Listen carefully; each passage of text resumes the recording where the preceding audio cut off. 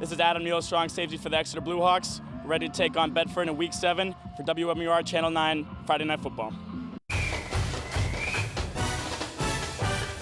Thanks to Exeter strong safety Adam Neal for starting us off tonight. Welcome to another edition of Friday Night Football. Now, we're now in Week 7 of the season. Our first game takes us out to Exeter, and a big Division I matchup between the 4-1 Blue Hawks and 4-2 Bedford Bulldogs.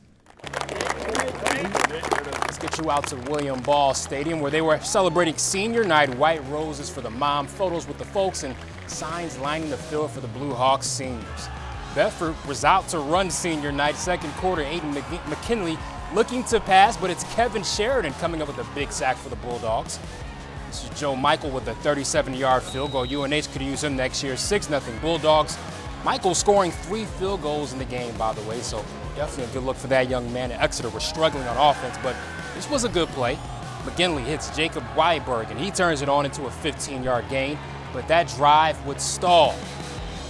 Now, final minutes of the half, Michael is also the Bedford quarterback. He guns this one over the middle to Andrew Godinskis for the sliding catch, and Exeter making a second half comeback, but Bedford wins it 15-13. Nashua South at Alverne, the Purple Panthers all over the Broncos 46-14.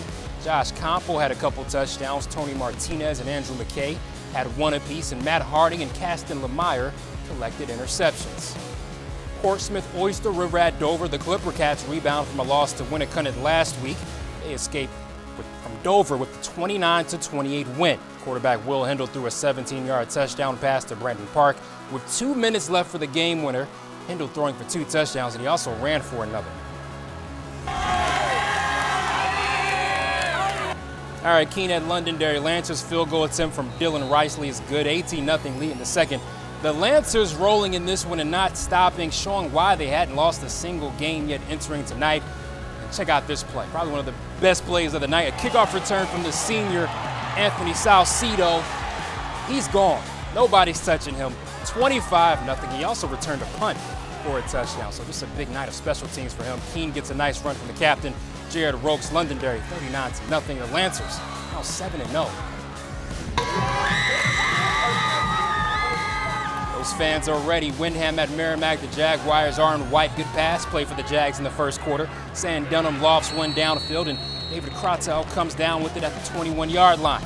The drive ends in the second quarter as Dunham throws the slant to Cole Peterson for the 3-yard touchdown. 7-7 ball game. Merrimack had a huge night on offense by Kyle Crampton. Rolling out, throwing the perfect ball to Brayton Page in the back of the end zone. That gave the Tomahawks the 14-7 lead. You can tell these two spent some time working on the passing game this summer. Crampton throwing it deep. Page hauls it in for a big gain. And a few plays later, they keep it on the ground. When Mello Hyde barrels into the end zone from 11 yards out, the Tomahawks roll over the Jaguars 48-27. Salem and Nashua South. Shout out to SSD Media for the game footage. Start off with North with the ball. Derek Finley hands it off to junior Jack Peters. He takes it along the right side for the touchdown. How about a second TD for Jack Peters? This one a little easier. North taking a 14-7 lead. Salem responds in a big way. Check out this play. Senior Thomas Allers takes the pitch. Has to work through some traffic, and once he finds the opening, he's gone. Touchdown. Blue Devils a 14-13 lead for North in the second quarter.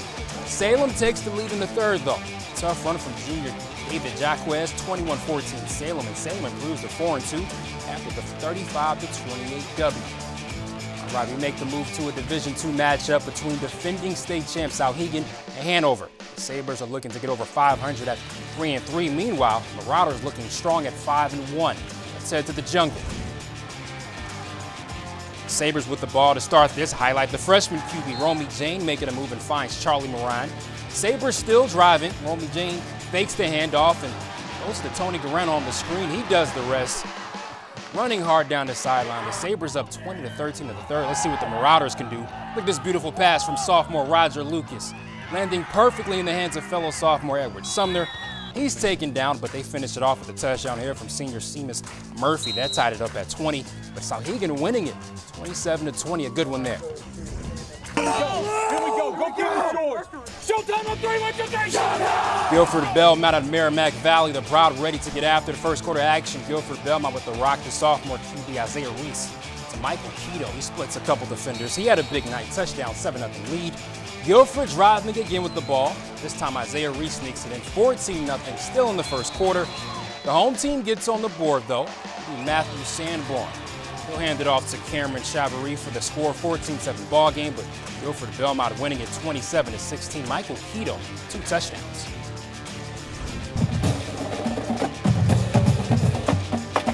Shout out to the band Pembroke at Timberlane. The Owls having a great season. We start off with our offense. Don Polaria takes the handoff. He scores. Back on offense again, Ethan Stewart takes it in this time. Pretty crowded on the side of the field, but he weaves through and finds the end zone, 14-0. And another rushing score for the Owls, this time from Dan Post, 21-0 Timberlane.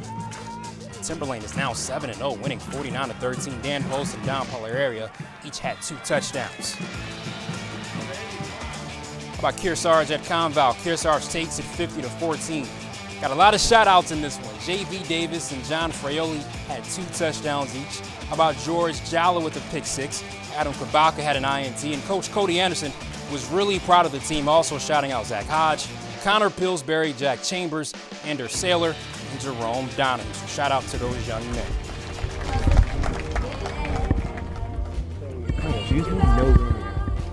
Campbell at Pelham. This was the blackout pediatric cancer game for Pelham. Windham starting the program 11 years ago, and 6 other schools picked it up this year, including Pelham High School. Second quarter, Pythons and Blue quarterback Jake Travis rolling out fires a touchdown pass to Jack Cawthorn. Pelham took a 35 lead into halftime. A couple of WMUR legends, Jim Green retiring just today, actually, after 36 years as Chief Photog, Porter, Andy Hirschberger alongside. Cougars on offense looking to get things going. John Newell finds Jackson Canali for the first down. A few plays later, though, that pass by Newell's picked off by Travis, and he turns it into a pick 6 for the Pythons. The defending D3 state champs, still undefeated, they take out Campbell 41-0. How about Newfound at Summersworth? The Hilltoppers rolling in the graveyard 50-6. Jeff DeCorn had a passing touchdown, a rushing score, and he returned a punt for a touchdown. Just a big game from him. Also, 2 touchdowns from Calvin Lambert and Caden Bickford. Thomas Rees had a score as well.